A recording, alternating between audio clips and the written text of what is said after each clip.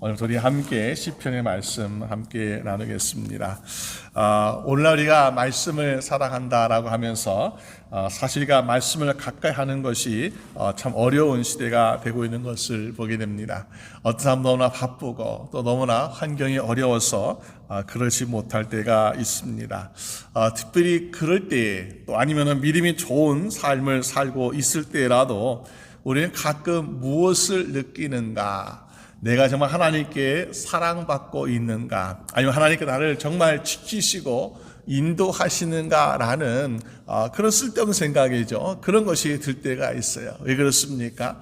우리가 원하고 계획한 일들이 잘 되지 않을 때에 사실 우리는 그런 일들이 종종 생기는 것을 보게 됩니다.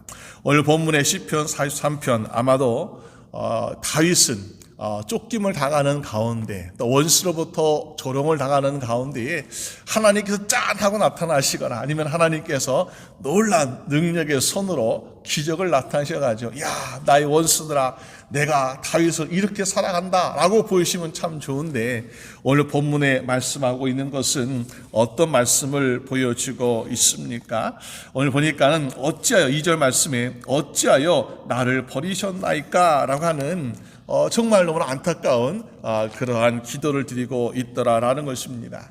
하나님 분명 나를 사랑하시는데 내가 하나님의 은혜 가운데 살아가고 있는데 하나님이 나를 버리셨다라고 느끼고 있는 이 마음 여러분 과연 이해가 되고 있습니까?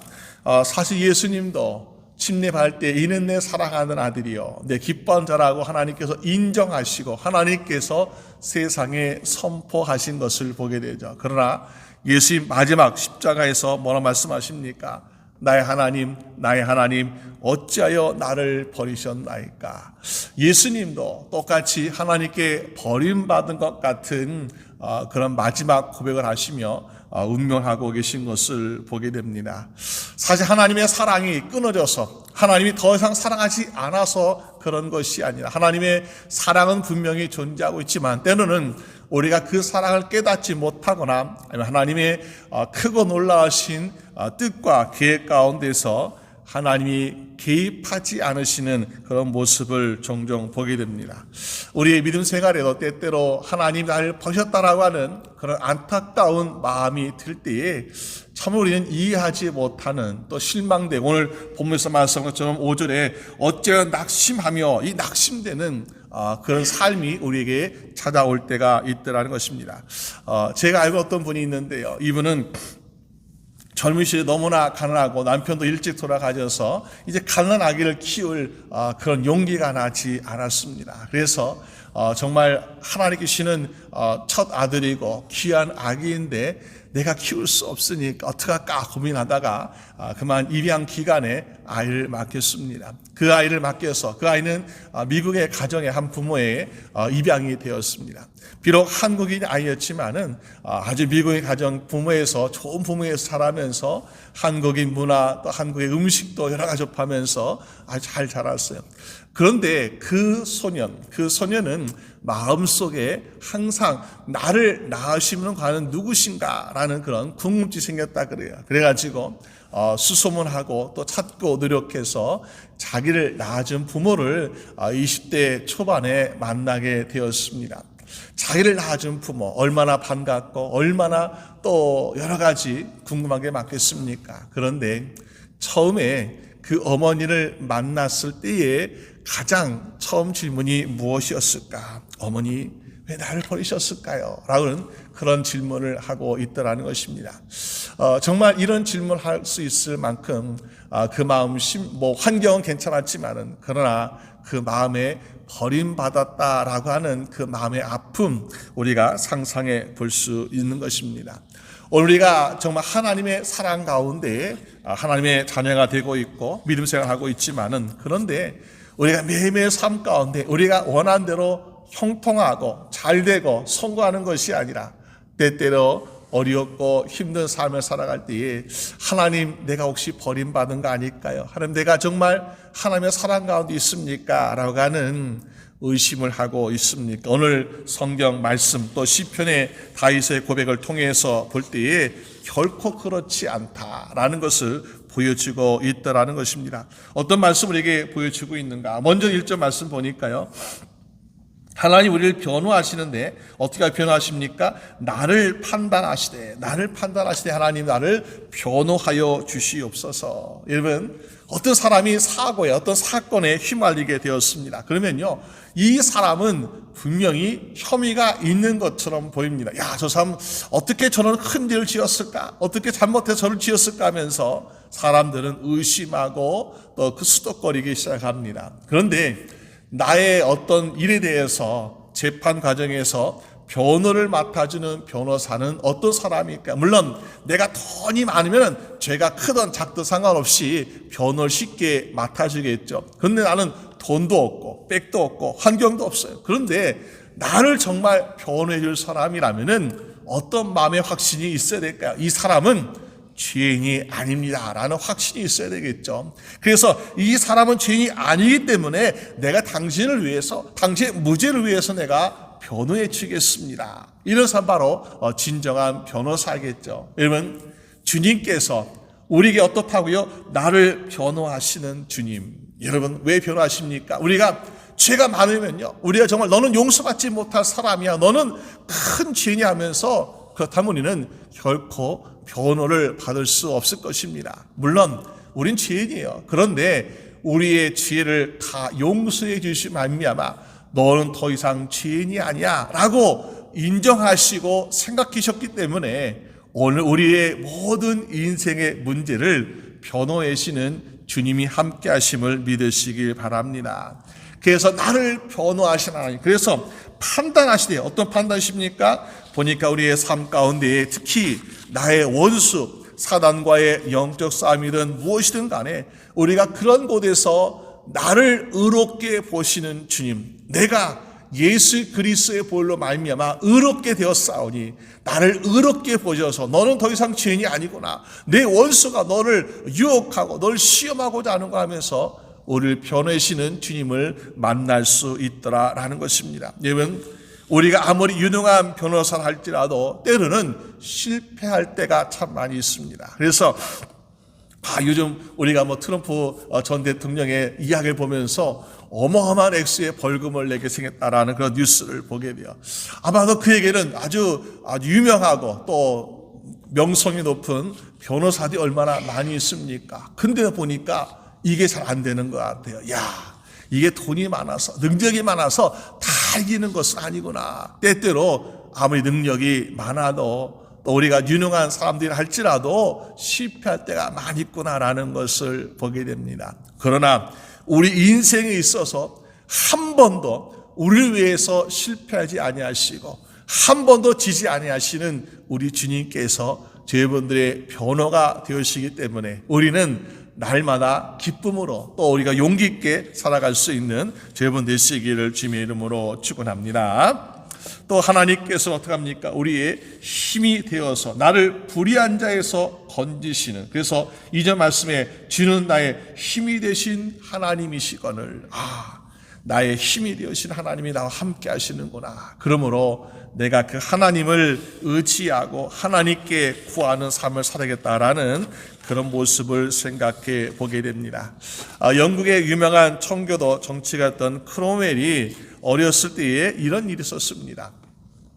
그가 태어날 때 유모가 있었는데 보니까는 유모가 그를 데리고 할아버지 집에 간 적이 있었습니다. 근데 그 할아버지 집에는 원숭이를 몇 마리 키웠다 그래요. 근데 보니까 이 원숭이들이 사람 흉내를 잘 냅니다. 그래서 아기에게 젖을 주면 따라서 젖도 먹여보고 또 마치 어린아이처럼 흉내를 참 잘 내요. 그런데 보니까 갑자기 이 아이를 데리고서 안고서 원숭이가 높은 나무 위로 올라간 것이었습니다. 사람들 막 깜짝 놀랐죠. 가족들은 야 큰일 났다 어떡할까 하면서 조마조마하고 근심하고 걱정하고 있었습니다. 그때 그 할아버지가 가족을 불러 모았습니다. 어떻게 할까? 가만히 보니까는 그 가족을 불러놓고서 우리 함께 무릎 꿇고 기도합시다 하고 기도하는 거예요. 지금 아기를 데리고 원수에 올라가서 위태로운데 기도하자는 것이요. 무릎 꿇고 다 기도하고 있는데 조금 후에 슬금슬금 또 이 원수에 가서 무릎 꿇고 함께 기도하는 것이었습니다. 막 잡으려고 쫓아가면 더 도망쳤겠죠. 근데 흉내를 잘 내니까 야 도대체 뭐 하는 거야 하면서 궁금해하다가 나무에서 내려와가지고 똑같이 옆에서 무릎 꿇고 기도하는 흉내를 내고 있더라는 것입니다. 그래서 그 아이가 무사히 도착했다라는 그런 이야기가 있습니다. 우리가 때때로 우리의 힘으로 야 내가 좀 잡아봐야지, 내가 어떻게 해봐야지 하지만은 우리가 하는 것이 아니라 하나님을 의지하고 하나님께 도움을 요청할 때 하나님께서 우리의 모든 문제를 해결하여 주신 줄로 믿습니다. 이번 사울 왕이 다윗을 죽이려고 얼마나 노력하였습니까? 다윗은 아직 왕이 아니죠. 다윗은 군대 장관이기도 했지만은 또 왕의 사이였지만은 그러나 왕이 죽이려고 하니까는 사람들은 어떻게 생각했을까요? 야, 다윗 우리가 알지. 다윗은 블레셋 골리앗을 이겼던 사람이고 나를 위해서 열심히 싸웠던 사람이고 다 알아. 그런데 우리나라의 왕이 다윗을 죽이려고 하는 이유가 분명히 있지 않겠는가. 그래도 우리나라의 왕이 하는 것인데 하면서 여러 번 다윗을 죽이려고 하는 그 모습을 보면서 혹시나 이 다윗에 대해서 의심했던 사람들도 있지 않았을까요? 그런데 아무도 믿어주지 아니하고 또 숨기해 주지 아니하는 그러한 다윗의 인생 가운데서 다윗은 무엇을 의지할 수 있겠습니까? 세상도 의지할 수 없죠. 자기 나라와 자기 백성도 의지할 수 없어가지고 결국에는 어떻게 했어요? 블레셋 원수의 나라까지 도망쳐면서 나 좀 살려줬어요 하며 잠시 피신했던 것을 우리가 볼 수 있습니다. 그런데 여러분 다윗은 어떻게 합니까? 날마다 하나님을 의지했던 사람이죠. 그러니까 하나님 어떻게 하셨어요? 야 다윗아, 내가 사울에게도 기름 부었고 너에게도 기름 부었는데 사울은 내가 이미 버렸노라. 그러면서 다윗에게 힘을 실어주시는데 사울 왕이 죽이려고 쫓아가면 다윗이 없어요. 또 다윗이 야 너를 위해서 내가 암살자를 보낼까 하면서 암살자를 보냈는데 오히려 암살자들이 다윗이 우리가 선지자 사무엘의 고향이죠. 그곳에 가서 보니까 숨어 있는데 암살자들이 다윗을 죽이려고 하는 것이 아니라 함께 춤추고 예배드리고 있더라는 것이요. 저기서 사울 왕도 야 내가 널 직접 죽일 거다 하면서 갔는데 오히려 사울 왕도 거기에서 성령 춤을 추고 있는 그런 모습을 보여주고 있더라는 것입니다. 왜 그렇습니까? 하나님이 다윗의 힘이 되어 있으니까 그런 일이 있더라라는 사실을 보여주고 있는 것이요. 원래 아마 세상에 많은 수많은 그리스도인들이 하나님께 나 좀 도와주세요 라고 서로 기도하고 있는데 우리가 어떤 사람 똑같은 입장에서 어떤 사람이 더 하나님의 도움을 받을 수 있겠습니까? 내가 너의 힘이 되어줄게 라고 하는 그런 사람이 하나님은 더욱더 능력을 베풀어 주시고 보호하여 줄 줄로 믿습니다. 그래서 다윗은 주는 나의 힘이 되신 하나님이시거를 확신하고 믿고 그리고 하나님을 의지하고 있는 모습을 보여주고 있습니다. 그러면서 생각하기를 뭐 생각하고 있습니까? 내가 비록 지금 환난과 고난의 길을 가고 있을지라도 3절 말씀처럼 주의 빛과 주의 진리를 보내시어 나를 인도하시고 하나님이 나를 선한 길로 인도하실 것이다 라는 그런 믿음을 가지고 있더라라는 사실입니다. 우리가 삶 가운데 보면요 정말 하나님께서 인도하신 가운데 뜻하지 않는 고난들을 종종 만날 때가 있어요. 하나님 내가 이 길을 가야 합니까? 하면서 하나님 부르신 가운데 가고 있는데 우리는 참으로 힘든 일들을 만날 때가 많이 있죠. 우리가 알다시피 하나님 부르신 아브라함은 고향과 친척을 떠나서 버려두고 하나님 부르심에 인도하심에 따라갔습니다. 그런데 그가 도착했던 땅에는 어떤 일하고 있습니까? 기근이라는 거죠. 굶주림, 농작물들이 자라지 아니하고 비도 내리지 아니하고 기근이 있는 그러한 지향을 만나게 됩니다. 야, 정말 하나님 부르셨는데 하나님께서 인도하시는데 내가 이런 굶어 죽게 생겼구나. 그러면서 애굽에 내려가니까 또 애굽에는 자기 아내를 탐내는 아주 그런 무시무시한 유혹들이 있어서 아내를 누이라고 거짓말하는 그런 모습도 보여지고 있습니다. 얼마나 다급했으면 얼마나 위험을 느꼈으면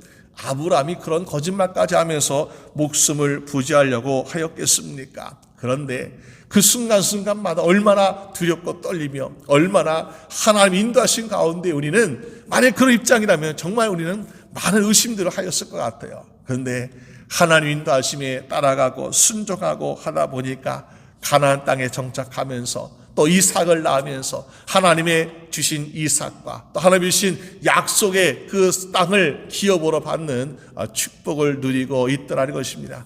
결국에는 뭐예요? 하나님께서 아브라함을 하나님의 뜻 가운데서 인도하고 계셨다는 사실이죠. 오늘 우리의 삶 가운데 하나님, 내가 정말 당한 이 기근, 이 재앙 내가 이해하지 못합니다. 이 모든 위험들 내가 이해할 수 없어. 왜 하나님 인도하신 가운데 이런 일이 일어나고 있습니까? 라고 우리는 수십 번, 수백 번 묻고 싶을 때가 많이 있었을 것입니다. 그런데 하나님의 인도하심은 선한 인도하심을 믿으시기 바랍니다. 우리의 생각과 우리의 기대와는 다르게 하나님은 우리 인생의 가장 좋은 것을 또 복된 것을 허락하시기 위해서 지금 이 순간에도 우리를 인도하시고 계심을 믿는 여러분 되시기를 주님의 이름으로 축원합니다. 그러니까 우리의 환경은 지금 아마 다 쫓기는 환경 같아요. 그래서 5절 말씀처럼 내 영혼아 내가 어째 낙심하며 라고 할 정도로 또 불안해하는가 라고 할 정도로 정말로 힘든 삶을 살아가고 있습니다. 그런데 이럴지라도 우리는 무엇을 생각해야 되겠습니까? 그래도 우리의 소망은 하나님께 있다. 내 환경과 내 모든 삶이 고난과 어려움이 있을지라도 내가 정말로 지켜야 될 것은 바로 소망을 가지고 살아야 되겠구나라는 사실입니다. 매사추세츠에서 세금을 걷어들이는 그런 공무원이었던 사람이 있었습니다. 근데 너무나 일을 못한다 그래요. 그러니까 무능하다는 거죠. 그래서 이 사람이 그만 직장에서 해고당했습니다. 해고당한 이 사실을 아내에게 알리는 마음도 참 부담스러웠는데 그래도 어쩔 수 없이 아내에게 알렸어요. 사랑하는 아내여 하면서 내가 이런 이유로 일을 그만두게 되었습니다 하면서 앞으로 어떻게 살아갈까 참 걱정하고 있는 그 가운데에 그 아내는 이렇게 이야기하고 있습니다.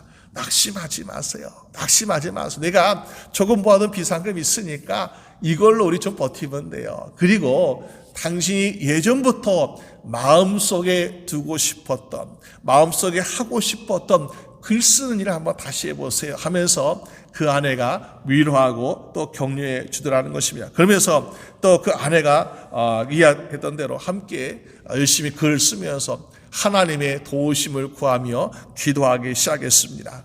한 1년쯤 지나서 그가 글을 쓰기 시작했는데 2번 들려준 이야기라는 처음의 작품을 발표하고 그리고 나서 얼마 후에 어떤 작품을 만드는가 보니까는 주홍글씨라고 하는 아주 유명한 작품을 쓰게 되었다는 사실입니다. 여러분, 우리 마음속에 소망과 꿈을 실은 것도 하나님이시고 또 그것을 이루시는 것도 하나님이심을 믿으시길 바랍니다. 그렇기 때문에 우리는 어떻게 해요? 소망을 잃지 말아야 되겠죠. 우리 때 하나님 나에게 그 소망의 꿈이 당장 내 눈앞에 보이는 어떤 증거라도 주세요 라고 하나님께 구할 때가 많이 있습니다. 물론 증거가 있으면 더 좋죠. 야, 이 증거가 있으니까 난 이렇게 될 거야 라는 얼마나 증거가 우리 앞에 있으면 좋습니까? 그런데 증거가 없을지라도 오늘 말씀한 것처럼 나를 변호해 주시고 나의 힘이 되시고 나를 인도하시는 하나님이 나와 함께 하심을 두고 소망을 둔다면은 우리는 결국에는 승리하는 삶을 살 수 있지 않겠습니까? 여러분 잘 아시는 아인슈타인 박사가 있는데 이 아인슈타인 박사가 부인이 있는데 그 부인에게 기자들이 이런 질문을 했습니다. 아니 당신이 함께 살고 있는 이 아인슈타인은 아주 위대한 과학자인데 혹시 당신도 어떤 수학이나 이런 물리학을 잘 알고 계십니까? 라고 묻습니다. 남편이 똑똑하니까 부인도 좀 어느 정도 알까 하면서 물어보았습니다. 근데 그 부인은 아니요, 나는 잘 몰라요 라고 대답하는 것이었습니다. 그러면서 정말 이 기자들이 너무나 의아해하는 거죠. 아니 그렇게 훌륭하고 위대한 과학자인데 부인도 어느 정도 상식이 있지 않을까라고 했는데 잘 모른다는 것입니다. 근데 그 부인은 이렇게 이야기하고 있습니다. 그러면서 말하기를 저는 아무것도 몰라요. 그렇지만은 내 남편이 그 사람이 가장 훌륭한 것을 위해서 노력하고 있고 또 살고 있다라는 그런 것은 내가 믿고 확실합니다. 라는 그런 대답하겠다는 거죠. 마음속에 내가 뭐 어떤 증거, 어떤 것을 알고 있어서가 아니라 나는 그 사람이 또 그분이 가장 좋은 것을, 가장 복된 것을 이룰 것이라는 것을 마음속에 소망을 두니까는 행복한 삶을 살고 있더라는 것입니다. 오늘 우리의 마음속에도 그런 소망이 있어야 되지 않을까. 내가 믿는 하나님은 내가 비록 삶 가운데, 내가 비록 고난과 환난과 또 깊은 골짜 계곡 같은 곳에 있을지라도 나를 이끌어 주시고 나를 도우시고 나를 구원하시고 나를 힘주시고 나를 인도하실 것을 내가 믿는 소망을 가지고 살아갈 때에 우리는 반드시 그 소망이 이루어지는 삶을 살게 될 줄로 믿습니다. 오늘 다윗은 쫓기는 가운데 두렵고 떨리는 가운데 있는데 나는 걱정하지 않아요. 왜? 나를 도우신 하나님, 나의 힘인 하나님, 날 반드시 선하게 인도하실 것을 내가 믿습니다. 라는 그런 고백 가지고 있으니까 뭐라고 말합니까?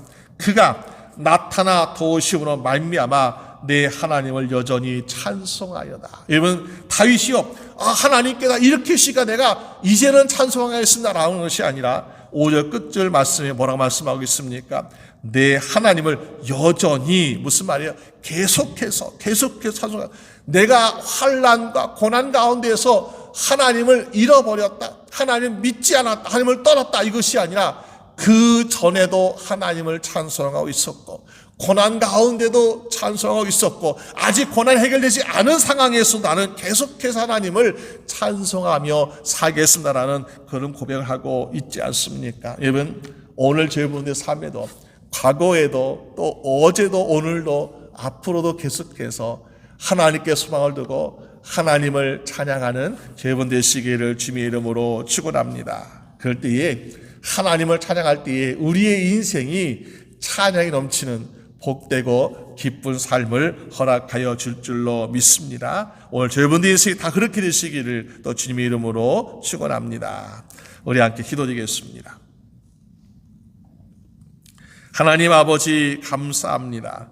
다윗이 죄를 지어서 잘못해서 쫓기는 삶을 사는 것이 아니라 하나님의 기름 부음 받고 하나님의 도우심과 인도하심 가운데에도 고난과 환난의 삶을 당하고 있던 것을 주님 압니다. 그러나 그 다윗이 실망하거나 낙심하여 하나님을 떠나거나 게으르지 아니하고 항상 하나님께 소망을 두고 하나님을 찬양했던 모습 보여주었습니다. 오늘 우리의 인생도 때로는 고난과 환난이 우리 인생을 가로막는 것처럼 또 나갈 길 없이 절망적인 순간에 있을지라도 나의 힘이 되시고 나의 능력 되시고 나의 보호자가 되시고 인도자가 되시는 하나님을 믿고 소망 가질 수 있도록 인도하여 주시옵소서. 우리의 입술에 우리의 심령에 불평, 불만, 의심, 걱정하지 않게 하시고 날마다 주님을 인해서 찬양하며 나아가는 인생 되도록 주님 도와주시옵소서. 그래서 우리의 신 소망을 이루어주시는 하나님의 놀라운 것을 우리가 함께 경험하고 결국 그것을 통해서 하나님을 더욱더 찬양하고 영광 돌릴 수 있도록 주님 인도하여 주시옵소서. 아버지 하나님 사랑하는 우리 모든 주의 성도들 영육간에 강건하게 하여 주시옵소서. 우리가 아픈 질병으로 또 감기로 여러 가지 아픈 우리 성도를 주님이 기억하시고 정말 그들의 모든 환경 가운데서 우리의 모든 힘과 능력을 주신 하나님, 우리에게 정말 소망을 주신 하나님께서 인도하심을 도우심을 믿고 날마다 주의 은혜 가운데서 정말 역사가 일어난 가운데서 감사드리며 살아갈 수 있도록 축복하여 주시옵소서. 모든 것 주님께 감사드리옵고 우리 주 예수 그리스도의 이름으로 기도드립니다. 아멘.